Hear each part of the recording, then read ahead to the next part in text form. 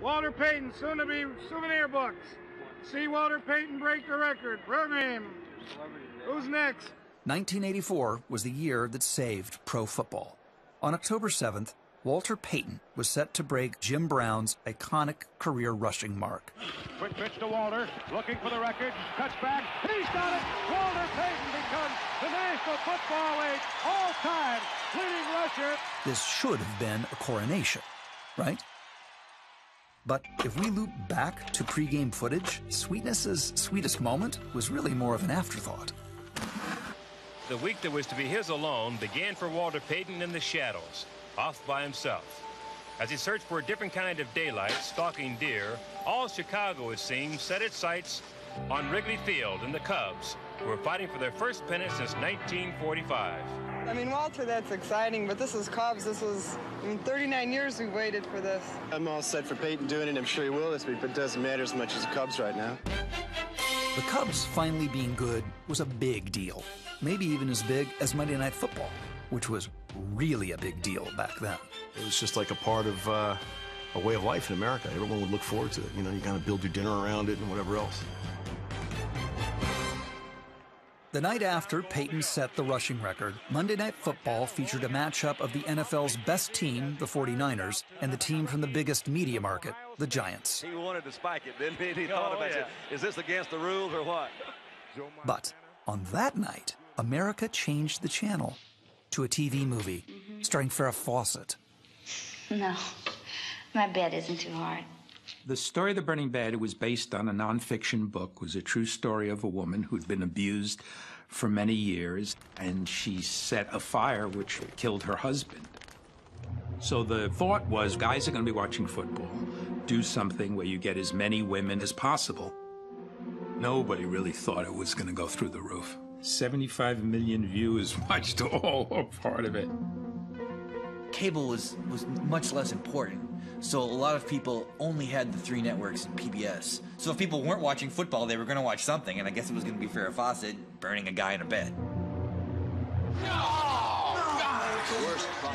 Over 1/3 of all U.S. households tuned in to The Burning Bed, and Monday Night Football recorded its lowest rating in history. That's it.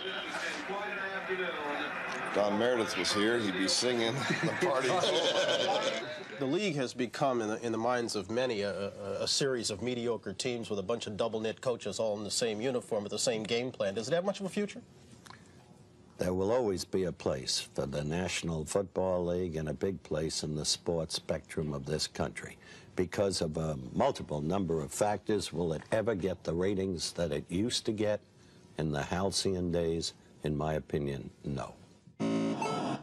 The NFL also continued to have its space invaded by the upstart USFL. In its second year, the USFL landed its biggest crowd. Numbers like that are bringing the league to Miami. City commissioners approved a deal this morning that should put a USFL team in the Orange Bowl by 1986. Don Shula would like to come, Brent. He'd like to come to New York. One of the little obstacles is he'd like an apartment in a building that I have on Fifth Avenue called Trump Tower. And that's something that's more valuable than money. We just bought this hotel 2-3 days ago. We did it for this news conference. We thought you people would... Donald Trump and the USFL made plans to move to the fall. If God wanted football in the spring, he wouldn't have created baseball. Well, we had a good league, but I always said spring football will never work. It'll never be first class. And if you look at a building like this, it's 57th and 5th. It's the best location right next to Tiffany. And that's what I've been all about, doing the best. And spring football was not that. And I thought if we moved to the fall, we'd create tremendous problems for the NFL, and something would happen. On October 17th, the USFL filed a $1 billion antitrust lawsuit against the NFL. Do you see this as an attempt on their parts to maybe force a merger somewhere down the line?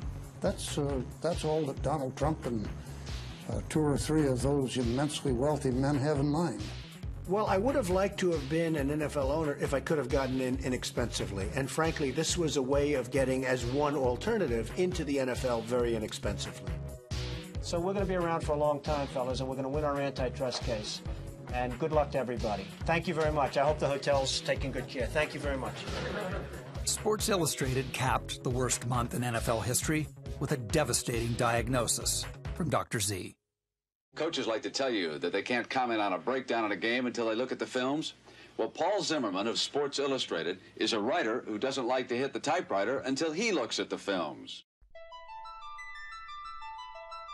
You know, the written word was king. We didn't have an internet back in the 80s. This is pre-ESPN being gigantic, pre-explosion of media. When Sports Illustrated came out and made a pronouncement, the game is boring, it needs to be fixed, people in the NFL really paid attention.